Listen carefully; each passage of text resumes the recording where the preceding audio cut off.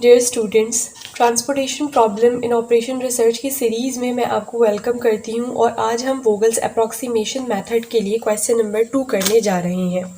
तो क्वेश्चन आप लोगों के सामने है, चलिए हम इसको सॉल्व करना स्टार्ट करते हैं। लेकिन उससे पहले अगर आपने अभी तक मेरे चैनल को सब्सक्राइब नहीं किया है तो चैनल को सब्सक्राइब कर दीजिए। वीडियो पसंद आए तो कॉमेंट करिएगा और अपने फ्रेंड्स के साथ शेयर भी करिएगा।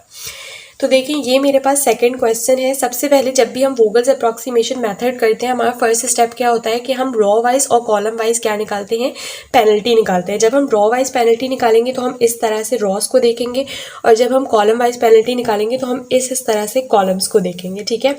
और देखने के अलावा हमारे पास क्या होता है कि जो भी दो मिनिमम कॉस्ट होती हैं रॉ वाइज, हम उनका डिफरेंस लेते हैं, उससे हमारे पास पेनल्टी आती है। और जो दो मिनिमम कॉस्टेज होती हैं कॉलम वाइज, हम उनका डिफरेंस लेते हैं तो हमारे पास क्या आती है, कॉलम की पेनल्टी आती है, ठीक है। तो चलिए हम फर्स्ट पेनल्टी निकालते हैं। देखिए, ये मैं रॉ के लिए पेनल्टी निकालने जा रही हूँ, ठीक है। तो यहाँ पे इस वक्त मेरे पास दो मिनिमम कॉस्ट कौन सी हैं, एक है 11 और एक है मेरे पास ये 13। तो 11 माइनस 13 मेरे पास क्या आता है 2, या 13 माइनस 11। हम हमेशा जो है ना वो पॉजिटिव लेंगे, नेगेटिव नहीं लेंगे, ठीक है। तो अगर मैं गलती से बोल भी जाऊँ तो आप लोग इस चीज़ को खुद से सही कर सकते हैं। सही है। अब इसके बाद जो दो मिनिमम कॉस्टेज है मेरे पास वो ये है, इनका जो डिफरेंस आएगा वो मेरे पास क्या आएगा, वो मेरे पास आएगा 4। और इसी तरह यहाँ पे अगर मैं देखूँ तो मेरे पास ये 10 और 13 मिनिमम कॉस्ट है, तो इसका जब मैं डिफरेंस लूँगी तो वो मेरे पास आएगा 3। तो ये मेरे पास मेरी पहली पेनल्टी आ गई है रॉस के लिए। अब मैं कॉलम्स के लिए निकालने जा रही हूँ पेनल्टी। तो कॉलम्स के लिए जब हम निकालेंगे तो ये मेरे पास 16 और 11 है मिनिमम कॉस्टेस, ठीक है। तो इसका जो डिफरेंस आएगा वो आएगा 5। इसी तरह यहाँ पे अगर मैं देखूँ तो 18 और 13 मेरे पास मिनिमम कॉस्टेस हैं, तो इसका भी डिफरेंस आएगा 5। यहाँ पे मेरे पास 13 और 14 मिनिमम है, तो यहाँ पे इसका डिफरेंस आएगा मेरे पास 1। और अगर मैं यहाँ पे देखूँ तो 10 और 10 मेरे पास है मिनिमम, तो इसका डिफरेंस आएगा 0, ठीक है। अब हमारा नेक्स्ट स्टेप क्या होता है कि जो भी हमारे पास हाईएस्ट पेनल्टी आई है उसके कॉरस्पॉन्डिंग हम चेक करते हैं कि मिनिमम कॉस्ट कौन सी है, और फिर उसके कॉरस्पॉन्डिंग जो भी डिमांड और सप्लाई है उसमें से जो भी कम है उसको एलोकेट करते हैं। तो अब मेरे पास जो हाईएस्ट पेनल्टी आई है वो ये दो आई हैं, 5 और 5, ठीक है। तो आप कोई सी भी लेके जो है वो सॉल्यूशन कर सकते हैं। तो मैं ये है रैंडम ये वाली सेलेक्ट कर लेती हूँ, ठीक है। इसके कॉरस्पॉन्डिंग मैंने कॉस्ट चेक करी अपनी तीनों, तो ये वाली मेरे पास 11 सबसे मिनिमम है, तो इस 11 के कॉरस्पॉन्डिंग डिमांड है 200, सप्लाई है 250। तो 200 और 250 में से जो भी लीस्ट होता है यानी कम होता है, हम उसको यहाँ पे क्या कर देते हैं, एलोकेट कर देते हैं। तो मैं यहाँ पे 200 को एलोकेट कर देती हूँ, ठीक है। 200 एलोकेट हो गया। अब हम सब्ट्रैक्शन करेंगे तो 200 में से 200 जाएगा तो बचेगा 0, और जब 250 में से 200 जाएगा तो बचेगा 50, ठीक है। अब क्योंकि मेरे पास यहाँ पे ये डिमांड पूरी हो चुकी है तो मेरे पास ये पूरा का पूरा कॉलम क्या हो जाएगा, ख़त्म हो जाएगा, यानी मैं यहाँ पे फर्दर और कोई ऑपरेशन नहीं करूँगी। याद रखिएगा स्टूडेंट्स, जब भी मेरे पास कॉलम कट होता है तो जो भी कॉलम की पेनल्टी होती है वो सेम रहती है, रॉ की पेनल्टी चेंज हो जाती है, ठीक है। और जब भी मेरे पास जो रॉ कट होती है तो रॉ की पेनल्टी फिर सेम रहती है, और मेरे पास क्या होती है, कॉलम पेनल्टी चेंज हो जाती है, ठीक है। यानी जो भी चीज़ कट होगी उसकी पेनल्टी सेम रहेगी। अब क्योंकि यहाँ पे मेरे पास कॉलम कट हुआ है तो मेरे पास कॉलम की पेनल्टी सेम रहेगी, रॉस की चेंज होगी, सही है। अब हम क्या करेंगे, हमारे अगला स्टेप क्या होता है कि हम कटिंग के बाद दोबारा से पेनल्टी निकालते हैं। दोबारा से पेनल्टी निकालने का वही तरीका होगा, बस अब हम इसको शामिल नहीं करेंगे, इसको भूल जाएंगे कि ये हमारे क्वेश्चन का पार्ट भी है, ठीक है।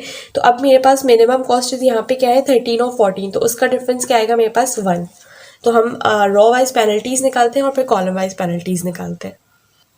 तो ये देखिए स्टूडेंट्स, ये मैंने कॉलम की पेनल्टीज़ लिख दी हैं क्योंकि मैंने आपसे कहा कॉलम की सेम ही आएंगी, तो मैंने सेम 5 का 5, 1 का 1 as it is, 0 as it is. और यहाँ पे अब क्योंकि मुझे इस कॉलम का काम नहीं तो इसके ऊपर मैं नीचे डैश डाल दूँगी, ठीक है। रॉ वाइज पेनल्टी मेरे पास चेंज होगी, तो अब मेरे पास दो मिनिमम कॉस्टेज कौन सी, एक है 13 और एक है 14, तो इसका जो डिफरेंस आएगा वो मेरे पास आएगा 1, वो मैं लिख देती हूँ यहाँ पे, ठीक है। इसी तरह यहाँ पे अगर मैं देखूँ तो यहाँ पे मेरे पास जो डिफरेंस आ रहा है वो सेम ही, यानी यहाँ पे कोई फ़र्क नहीं पड़ रहा, तो मेरे पास जो है वो 4 आएगा। और यहाँ पे अगर मैं देखूँ तो मेरे पास मिनिमम कॉस्ट ये अभी भी यही आ रही है 10 और 13, तो मेरे पास जो पेनल्टी आएगी वो क्या आएगी, सेम ही आएगी, 3, सही है। तो अब अगर मैं देखूँ तो अब मेरे पास हाईएस्ट पेनल्टी कौन सी है, ये वाली है, ठीक है, 5। इसके कॉरस्पॉन्डिंग मेरे पास लीस्ट कॉस्ट कौन सी गिवन है। अच्छा, ये कॉलम में आई है तो हम कॉलम वाइज ही चेक करेंगे, ठीक है। अगर ये पेनल्टी रॉ में आती तो हम फिर रॉ वाइज चेक करते हैं। अब क्योंकि ये वाली 5 यहाँ कॉलम में आई है तो हम इसके कॉरस्पॉन्डिंग ऐसे चेक करेंगे, ठीक है। तो यहाँ पे मेरे पास मिनिमम कॉस्ट है 13। तो अगर मैं इस 13 को देखूँ, इसकी डिमांड है 225, जबकि इसकी जो सप्लाई है वो है 50। तो मिनिमम कौन सा है 50, तो मैं यहाँ पे 50 एलोकेट कर दूँगी। 50 एलोकेट जब करूँगी तो यहाँ से मेरे पास 0 आएगा, और जब मैं 225 में से 50 सब्ट्रैक्ट करूँगी तो मेरे पास आंसर आएगा 175।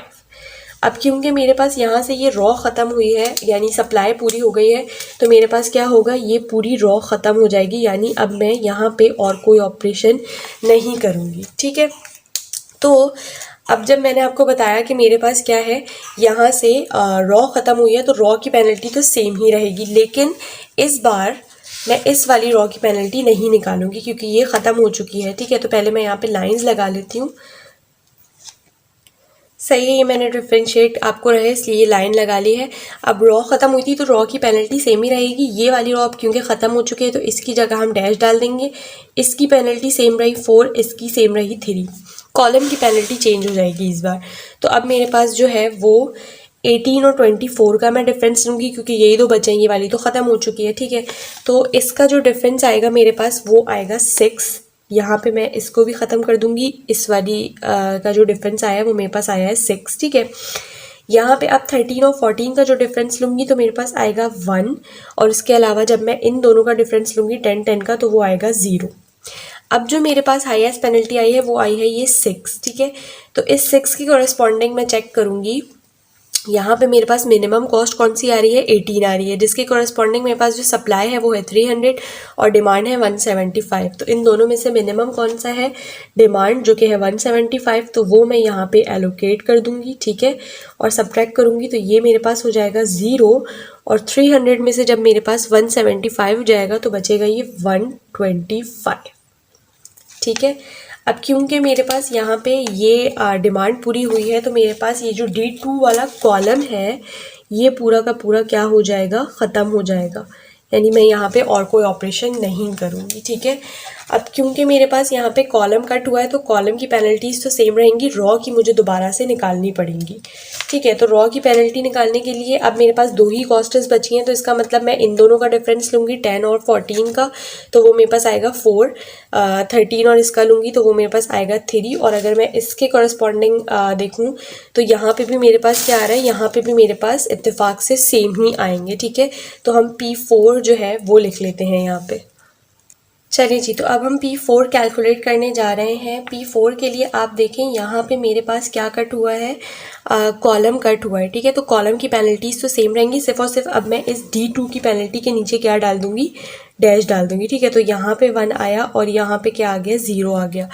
रॉ वाइज हम पेनल्टी अब चेक कर लेते हैं। अब क्योंकि मेरे पास ये वाली तो है, यहाँ पे मैं इसको कैलकुलेट नहीं कर रही, रॉ वाइज भी मेरे पास 2 ही रॉज बची हैं, तो उनका अगर मैं डिफरेंस चेक करूँ तो मेरे पास आएगा 4, और अगर यहाँ से मैं डिफरेंस चेक करूँ तो वो भी क्या आ रहा है, 3, ठीक है। तो अब जब मेरे पास पेनल्टीज़ कैलकुलेट हो चुकी हैं तो यहाँ से अब अगर मैं देखूँ तो मैक्सिमम पेनल्टी मेरे पास ये 4 आ रही है, तो मैं इस 4 के करस्पॉन्डिंग चलूँगी। अब देखें ये रॉ में आई है तो मैं रॉ वाइज ही मूव कर रही हूँ, सही है ना। कॉलम में आती तो फिर मैं यूँ कॉलम वाइज मूव करती। अब रॉ में मेरे पास एक कॉस्ट आ रही है 10, एक आ रही है 14। तो इस 10 और 14 में मिनिमम कौन सा है, 10, जिसकी कॉरस्पॉन्डिंग जो मेरे पास सप्लाई है वो है 125, डिमांड है 250। तो जो भी मिनिमम होता है हम वो यहाँ पे एलोकेट कर देते हैं। तो मैं यहाँ पे 125 जो है वो एलोकेट कर दूँगी। तो जब मैंने 125 एलोकेट किया तो ये मेरे पास हो जाएगा 0, और 250 में से जब 125 जाएगा तो बचेगा 125, ठीक है। और अब क्योंकि मेरे पास यहाँ पे ये सप्लाई 0 हो चुकी है तो मेरे पास ये पूरे की पूरी रॉ जो है वो क्या हो जाएगी, ख़त्म हो जाएगी, ठीक है। अब मुझे दोबारा से P5 यानी पेनल्टी 5 निकालनी पड़ेगी, तो उसके लिए आप देखिए मेरे पास सिर्फ एक ही बचा है, तो मैं यहाँ पे 13 एज इट इज़ लिख दूँगी। P5 लिखो यहाँ पे, ठीक है। इसके नीचे भी डैश आएगा, इसके नीचे भी डैश आ जाएगा, सही। यहाँ पे अब मेरे पास सिर्फ 13 ही बचा है तो मैं लिखूँगी 13। यहाँ पे सिर्फ 10 ही बचा है तो 10 लिख दूँगी मैं एज इट इज़। और यहाँ से अगर मैं देखूँ अपना, तो यहाँ पे भी मेरे पास P5 के लिए, यहाँ पे भी मेरे पास, अब मैं कैलकुलेट नहीं करूँगी, इस वाली को भी कैलकुलेट नहीं करूँगी, सिर्फ इसको करूँगी। तो 13 और जो 10 का डिफरेंस आएगा वो मेरे पास आएगा 3। तो ये मेरे पास पेनल्टीज आई हैं, ठीक है। अब यहाँ पे अगर आप देखें तो एक मेरे पास है 13, एक है 10 और एक है 3। तो इसमें से मैक्सिमम कौन सी है, ये 13 है। तो इस 13 की कोरस्पॉन्डिंग हमारे पास एक ही कॉस्ट बची है, जिसकी जो डिमांड है वो है 275 और सप्लाई है 400। तो हम यहाँ पे 275 जो है वो क्या कर देंगे, एलोकेट कर देंगे। तो ये हो जाएगा 0 और यहाँ 400 में से जब हम 275 सब्ट्रैक्ट करेंगे तो मेरे पास बचेगा 125। अब आप देखें यहाँ पे अगर मैं देखूँ तो नेक्स्ट मेरे पास कौन सी पेनल्टी हाईएस्ट आ रही है, ये 10 हाईएस्ट आ रही है, ठीक है। तो इसके कॉरस्पॉन्डिंग मैं कर दूंगी। तो जब मैं इसके कॉरस्पॉन्डिंग करूँगी तो ये भी 125, ये भी 125 है। इसका मतलब कि मैं सही जा रही हूँ, सही है, क्योंकि मेरे पास डिमांड और सप्लाई इक्वल आए हैं। तो यहाँ पे मैं 125 एलोकेट कर दूंगी और यहाँ से सब्ट्रैक्ट करूँगी तो ये भी 0, यहाँ से सब्ट्रैक्ट करूँगी तो ये भी आ गया 0, ठीक है। तो ये तमाम की तमाम मेरे पास पेनल्टीज़ आई हैं। टोटल हमने 5 पेनल्टीज़ कैलकुलेट करी हैं, उसके बाद जाके मेरे पास ये सॉल्यूशन आया है, ठीक है। अब इस सॉल्यूशन का मुझे क्या लिखना है, इनिशियल बेसिक फिजिबल सॉल्यूशन लिखना है, ठीक है। और उसके बाद फिर मुझे उसकी कॉस्ट निकालनी है। तो इनिशियल बेसिक फिजिबल सॉल्यूशन के लिए मैं इसको एज अ मैट्रिक्स डील कर दूँगी, ठीक है। एज अ मैट्रिक्स डील करने पे ये मेरे पास कौन सा कहलाएगा, x11, ये कहलाएगा x12, ये कहलाएगा x21 2 फिर ये कहलाएगा x24। अच्छा, ये जो इस तरह से रीड करना है, ये मैंने transportation problem in operation research की जो सीरीज़ है उसका लेक्चर 1 है, उसके अंदर मैंने ये चीज़ें आपको समझाई हुई है हम किस तरह से रीड करते हैं। तो अगर आपको रीड नहीं करना आता है तो आप उस लेक्चर वीडियो में जाके रीड करना देख सकते हैं। अदरवाइज़ मैं यहाँ पर भी आपको सिखा ही रही हूँ तो आपको समझ में आ जाएगा, ठीक है। तो अब हम इनिशियल बेसिक फिजिबल सॉल्यूशन लिखने के लिए जा रहे हैं। तो ये मेरे पास क्या है, x11। तो हम लिख देते हैं x11 में हमने कितनी 200 की एलोकेशन की है। फिर हमने x12 के अंदर एलोकेशन की है 50 की, ठीक है। फिर हमारे पास आता है x22 जिसके अंदर हमारे पास 175 की एलोकेशन है। इसी तरह फिर हमारे पास आता है x24, तो उसके अंदर हमारे पास 125 की एलोकेशन है। फिर हमारे पास आता है x33, तो ये हो गया x33, इसके अंदर मेरे पास 275 की एलोकेशन है। और फिर आता है x34 जिसके अंदर मेरे पास 125 की एलोकेशन है, ठीक है। तो ये मैंने सब लिख दिए हैं। अब अगर आपको यहाँ से कॉस्ट फाइंड आउट करनी है तो कॉस्ट के लिए आप क्या करेंगे कि जितनी एलोकेशन की है उसको मल्टीप्लाई कर देंगे उस कॉस्ट से, प्लस अगले वाले की, प्लस अगले वाले की, प्लस अगले वाले की, फिर अगले वाले की, फिर अगले वाले की, ठीक है। तो जब आप रखेंगे अपने कैलकुलेटर में 200 into 11 plus 50 into 13 plus 175 into 18 plus 125 into 10 plus 275 into 13 plus 125 into 10, तो आपका जो आंसर आएगा यानी कि मिनिमम ट्रांसपोर्टेशन कॉस्ट जो आएगी वो आपकी आएगी 12075, ठीक है। अब क्योंकि मुझे क्वेश्चन के अंदर वैसे तो ये अमाउंट है, ठीक है, लेकिन क्वेश्चन में क्योंकि मुझे यहाँ पे कोई साइन नहीं दिया हुआ डॉलर का या रुपी वगैरह का, तो मैं यहाँ पे फिर कुछ नहीं लगाऊंगी, मैं इसको ऐसे ही छोड़ दूंगी, ठीक है। तो ये मेरे पास ट्रांसपोर्टेशन कॉस्ट आई है वोगल्स अप्रॉक्सीमेशन मेथड से। अगर आप इसी सेम क्वेश्चन को जो है वो नॉर्थ वेस्ट से सॉल्व करें और लीस्ट काउंट वाले उससे सॉल्व करेंगे तो आपके पास जो कॉस्ट आएगी ना वो इससे ज़्यादा ही आएगी, ठीक है, क्योंकि इससे इसलिए कम आती है क्योंकि ये हमारा सबसे बेस्ट मेथड है। तो आई होप ये लेक्चर आप लोगों को समझ आ गया होगा। कोई क्वेरी है तो मुझसे कमेंट सेक्शन में पूछ सकते हैं। वीडियो पसंद आई है तो आप लोग कमेंट लाजमी किया करें, चैनल को सब्सक्राइब किया करें, इससे हमें बहुत अप्रिसिएशन मिलती है। और अगर वीडियो अच्छी है तो अपने फ्रेंड्स के साथ भी शेयर करें ताकि उनकी भी हेल्प हो सके।